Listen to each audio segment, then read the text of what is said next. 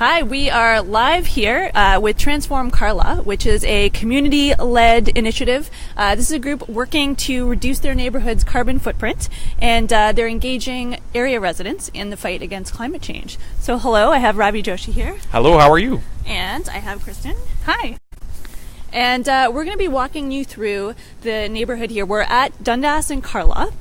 And we're going to be walking you through a few areas where these fine folks here and some other folks who are back there that you can't see right now, but you will see later, are visioning a more low-carbon neighborhood.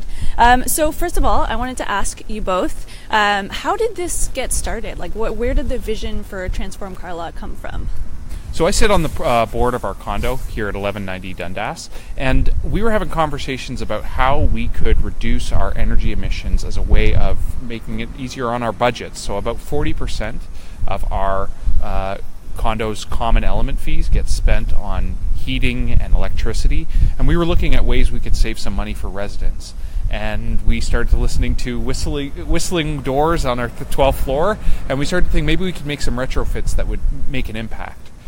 Very shortly after, it became apparent when we met with the city and we met with some knowledgeable people that it would be really great if we could pool together with the other condos in the neighborhood to maybe tackle this as a group. So that's where it started. We pulled together a resident meeting about a month ago where we had everybody from the 9 condos, or at least representatives from the 9 condos, come in, and we brainstormed a lot of activities. Awesome.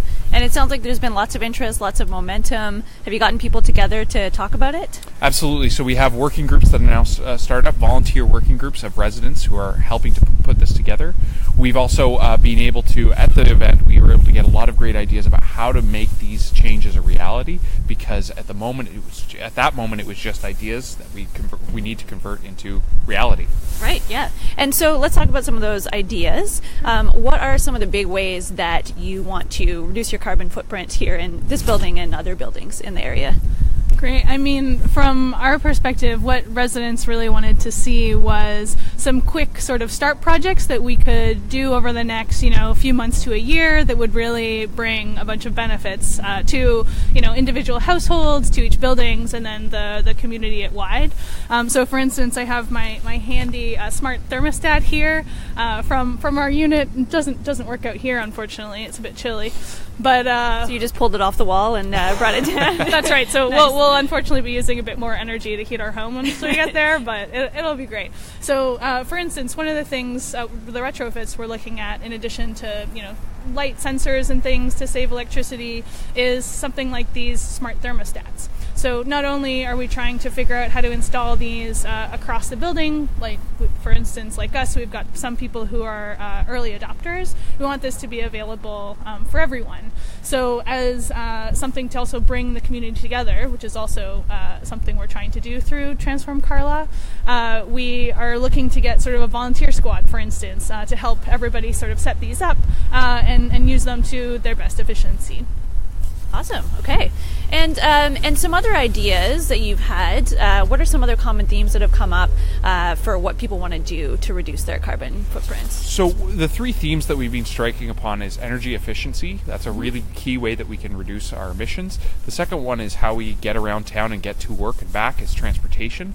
So trying to get people into lower carbon forms of transportation, whether it's walking, taking public transit, biking, or electric vehicles, which is another theme we'll strike on. Right. And the third one is waste reduction. So condos generate a lot of waste.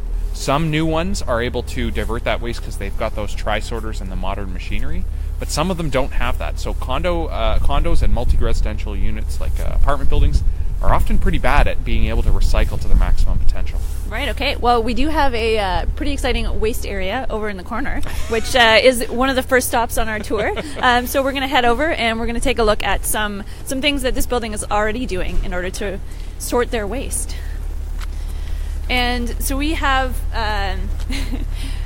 So we'll see when we get over there. Your building is already doing a little bit more than some others. Is that right? That's right. So we are a recently built condo, so we have some benefits like the tri-sorters that are able to do garbage waste and recycling and compost. We've also done a couple initiatives because our property manager was particularly on the ball and wanted to install it. But actually, Caitlin is a resident of our condo as well and can introduce some of those. Oh, hello, Caitlin. How are Hi, you? good. How are you? Good. And you live in this building as well? Also live in the building here, yes. Great. Okay. And what are you doing here in this waste area? So we just kind of wanted to highlight how grateful we are at the Carlaw. This is Phil, another hey, resident. Phil. He's just doing some recycling here. So since our building is fairly new, we are lucky enough to have composting, advanced recycling, actually around the corner. I don't know if you want to follow me this way. Our property manager has even given us electronic recycling, batteries. Oh, wow. So yeah, not a lot of other buildings have this. It's often has to be outsourced. Someone has to come pick it up and drop it off at a sstation. But we're lucky enough to have this. And then you've got all these contained areas here where so you can... like on every floor, we're able to sort our organics, our recycling, of a multitude of varieties and garbage. But a lot of the things, frustrations more so we're finding is that we have a big melange of different kind of buildings in this block, like super old industrial style lofts up to these kind of condos here. So we need to try and implement as advanced options throughout the entire block. And then the second part is resident engagement, finding a way to spread awareness, just to help people how to divert their waste in their home more efficiently. Right, so behavior change, I guess, is what you're talking about. Yeah, Having exactly. people willing to do all these things. Yeah. So speaking of that, we are actually, for Earth Day this coming Sunday, we're having an event. It's called Clean Carlaw Together. We called it that because of Transform Carlaw, but it's certainly open to the entire community of the East Side, or if anyone really in the GTA wants to come out, happens to be in the area, it's open to the entire community. So basically we're starting off at 9 a.m. With cookies and pastries from a local bakery and a local cookies, coffee and pastries. And we're having 2 city experts come, and they are going to give everybody basically garbage 101. They're going to explain really, really simple ways how you can divert waste in your own home. How you can recycle more efficiently, how you can compost more efficiently. And I've noticed talking to a lot of people in the community, there's a lot of questions and a lot of confusion. Do I need to buy a compostable bag, or can I just use any old bag? Can this go in recycling, or can this go in composting? So this is going to be a really, really great platform for people to get those questions answered and start implementing change in their homes right away, which is kind of the goal there. And then we're going to go out and clean the neighborhood. Sounds fun. And that's on Earth Day, is that right? Yes. Great. Okay. Well, that's appropriate. Yeah. And there's also, I think there's a whole bunch of other cleanups going on across Toronto. So there's probably a cleanup in your neighborhood if you are in Toronto and you're watching this. Totally. You don't have to come all the way to Carlaw and Dundas, but you can. But sounds you're more like than welcome to. Awesome. Okay. I should also mention that you can go to, if you want to go to chooseclimateaction.ca, that is where you're going to find lots of great information about other ways that you can reduce your carbon footprint. And there's lots of other great stories, and you can find out lots of great information about reducing your carbon footprint. But right now, we're going to find out a little bit more about how to reduce your carbon footprint from transportation. So we were talking about how it's, I think Ravi had mentioned, it's not just about what you do inside the building, it's how you get around, how you move. So here we have Ryan Palmer. Hello, everyone. Ryan, you live in the building here? Yes, I do. Okay. And I noticed next to you there is a vehicle. I've had this electric vehicle for almost 2 years now. Right. So Ryan is an electric vehicle owner in this neighborhood. And I just wanted to ask you a little bit about what motivated you to get an electric vehicle. I wanted to be part of the future, and this will be the future, and I have every confidence that it will be. And right now it's the future is still emerging, and so it's a very exciting time for electric vehicles. They're the most fun to drive by far, and it also makes a pretty serious dent in our carbon emissions for transportation. Right. And I understand that there are some initiatives going on to try to get some charging stations nearby, because I think one of the barriers that you're facing is probably where to charge your vehicle. So I'm just wondering, where do you charge your vehicle now, and where are you hoping to in the future? Right now, I charge it sort of while I'm on the go, so I might charge it downtown while I'm at work or something like that. But it would be so nice to have some charging in the neighborhood, and so I've been trying to develop an initiative whereby the residents of our neighborhood could have some better options. And I think the problems that we face as residents in very large buildings with underground parking are something unique, and so I'm working towards some unique solutions. Right. And so I'm really excited, because I think that without them, it's going to be difficult for the masses to really embrace. And I'm absolutely certain that we'll get there someday. It's just a matter of how we solve those problems. Right. Do you want to show us the vehicle? Bring us over and sure. Take a little look. Still have winter tires on, of course. What make and model is this? It's a Tesla Model S 75D. Wow. Awesome. And sorry, when did you get it? It's about 2 years old. Okay, great. Yeah. Awesome. Well, thank you so much for showing us your vehicle. And we're actually going to take our tour. Well, we should probably check in with Phil over here, who I believe is still recycling. Phil, how are you doing? Oh, good. I'm just folding down the cardboard and throwing everything out. Great. And how excited are you about your building's waste reduction with all of these sorting options here?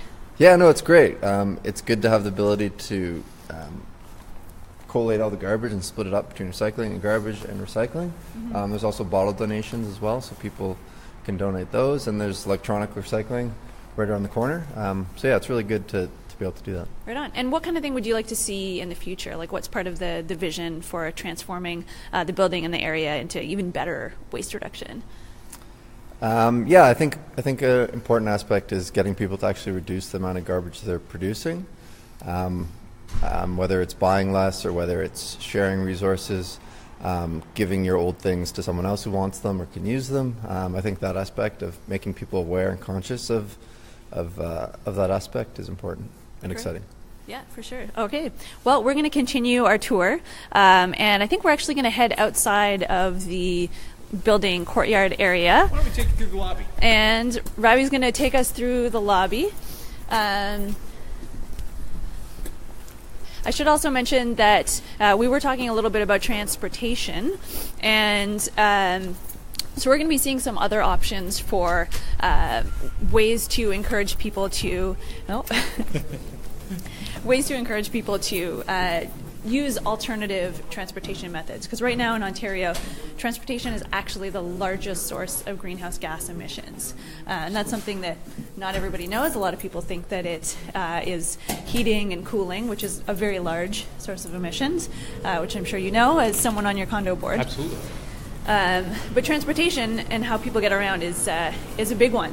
So we're actually going to head out to is this Dundas? This is with Dundas. Okay. And one of the most interesting things we see is that in this neighborhood, there's actually the planning around this neighborhood was done so that it's actually a live-work combination neighborhood. So there are many people who actually come to this neighborhood to get to work. It's also important to note that some people just simply live closer to work, which is another great way of reducing greenhouse gas emissions. So that's something that we see in the planning that was done, is that a lot of mixed use, there are people coming to and from.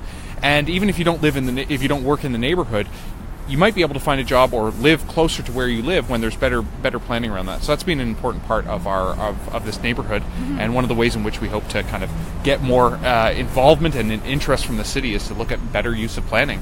Right. And so what are some of the existing ways that are here to encourage people to use low-carbon transportation? Yeah, so actually just on the other side of these cars is a bike lane that's been here for a number of years. The Dundas bike lane is something that if you are here in the morning on a summer day, it is a critical mass. It almost looks like one of those critical mass cycling projects where you've got hundreds of bikes flowing past here. It's a key artery if you're getting downtown on a bike, and cyclists stick together, so it ends up being a little bit safer because you've got a whole corral of other cyclists getting to work. It's actually kind of fun. You sometimes even talk with your neighbors. Right. And we want to encourage cyclists to live in our condo. We want to encourage our condo residents to use bikes. So there's bike parking on the other side and out front. We also have a lot of bike parking in our building in the basement in the parking levels. So that's one way that we can get people, is just to make people feel okay leaving their bike in our building. That's one really important way. Right. And what are some ways, thinking to the future, what are some kind of more, bigger, more ambitious solutions that you're thinking about for encouraging cycling?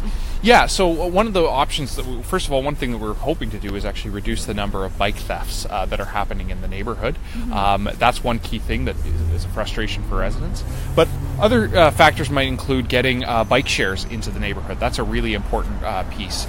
People don't necessarily want to own a bike and would rather just quickly be able to tap their card or use their card to get on a bike share and head downtown. So that's another thing that we can work on that will improve cycling in the neighborhood. Right on. And for anyone who's just joining us, who maybe hopped onto Environmental Defense's Facebook page and is confused about what's happening, we're here with residents from Transform Carlaw, which is a project. Actually, Ravi, I'm going to let you say what it is. Absolutely. So a resident-led climate change group in the Carlaw and Dundas neighborhood. For those of you who are unfamiliar with Carlaw and Dundas, it's a number of condos along Carlaw Avenue, just going down to the left there. And what we've decided to do is band together and work with the city and work with groups like Environmental Defense to see if we can reduce our energy emissions, our climate change emissions, by reducing energy, by changing the way we get to work and get around town, and by reducing our waste and increasing the amount we recycle by. Great. Okay. Now, I know you've also had some businesses who've been interested in helping out with this project, and local businesses in the area. And I think there might be one right on the corner over there. Absolutely. So we can wander over and point it out. Absolutely. We've had some successes reaching out to businesses who are going to be partners in this. Yeah. And one of the things that's been happening is they've been coming up with a bunch of innovative ways that they can help to increase waste reduction. And so, for example, Ruben at Dundas and Carlaw has suggested delivering his empties to help fundraise for our initiative. Oh, wow. That's a really cool one, as well as selling coffee grinds as compostable products. Wow. So businesses, and Surf the Great is another example, they've been helping by providing coffee and tea for our meetings when we get together. So it's an incredible way for us to build community while we're doing these activities. Condo communities can be sometimes labeled as sort of insular, individual communities. We're trying to break that. So we really want residents of the 9 condos that you see along Carlaw Avenue to get together, to get to know each other, because that's also an important factor. Is when we live in a community, we want to get to know each other. We really want to know our neighbors, and this is a great way to build that kind of social community. Great. Okay. And we're also standing at the spot that I know we talked to an EV owner earlier, and he mentioned that he has been trying to get some more charging options. And I understand that right across the street here is a potential area for one of those options to go in. Yeah. So earlier in the year, our group wrote our local councillor, Councillor Paula Fletcher, and she indicated that while we might take a while to get EV charging stations in our private condos, that might be an issue that comes up in the next few years, is how to get them into private residences. But there are public opportunities for people to charge their car. So imagine it like a green P.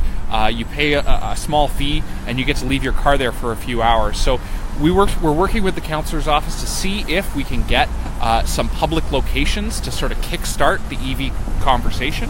And that's also going to be a solution down the road, is how do we get electric vehicle charging onto roads and arteries so that it's commonplace for us to get electric vehicles charged up when we're on the go, as Ryan said. Exactly. And I know it has been a barrier in some cities where, often the current model of EV charging relies on a single family home and having a garage and a driveway.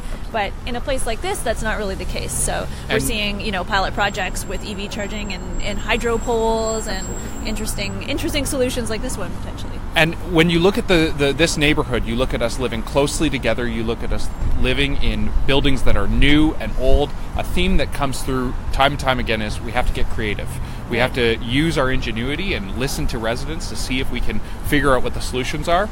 This is a building that is probably about 3 years old, whereas there are buildings that are literally hundreds of years, at least over 100 years old, just down the street, that are going to have to be part of this project. Yeah. So that's a real challenge that we have to face, and it's unique that we're taking it on together, but we think we're going to get a better result. Now, I know we also can see, I don't know if you can see it on the camera, is that the Hearn generating station smokestack over there? Not quite there, just down on the Hearn is a mothballed generating station, but the Portland's energy station is down there as well. not be able to see the smokestacks, but if you can imagine coming out here on a summer day when your air conditioning is revved up, when people are watching TV, using electricity, as I don't know if one of our former interviews mentioned, but we have lights that aren't on timers all the time, so our hallways are being lit for nobody. And you look outside and you see a big plume of smoke coming from a natural gas power plant, and they rev those up to cover peak usually, and you can see the connection. You come outside, and your air quality is being affected directly by your energy use. So we're seeing that this is a big motivating factor for people to get involved in our project, is they really want to see air quality improve, they really want to see action on climate change, and they really want to be a part of the solutions. Right. And so we've also you talked about energy, thinking about the potential of the roof of a building like this. Are you thinking about renewable energy, like maybe solar? Absolutely. So our buildings are part of the green roof, at least the new ones are part of the green roof program in the City of Toronto, which said a certain percentage of the rooftops need to be green. So we have plants and vegetation on our roof that are helping to keep it cool. But we're also looking at ways in which we can get solar panels up on our roofs. One thing we learned very early was that a lot of property management companies and developers don't really want to put solar panels on downtown buildings because they may be in the shade of other condos and other buildings. Oh, interesting. But what we found out with our condo community is that a lot of us are evenly heighted mid-rise condominiums, so that problem doesn't really exist. So that was a little innovation that we were able to find that maybe gives us an opportunity to put solar panels up. It's also worth noting that our condo community looks a lot like the way development is going to take place in the GTA and Golden Horseshoe, mid-rise condominiums. That's going to be a big feature, so if we can solve this problem here by getting renewable energy out into the community, we can solve it across the GTA and across Ontario and Canada. Awesome, okay.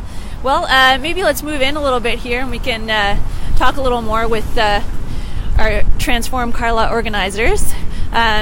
And yeah, I think, just to put it in perspective a little bit, I just wanted to ask looking to the future, what are some of the big low-hanging fruit things you want to do right away and get started on with this project?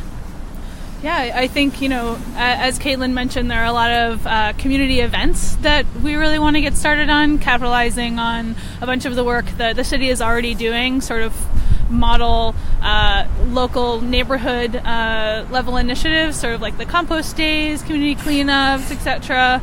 And then really, sink our teeth in and get started.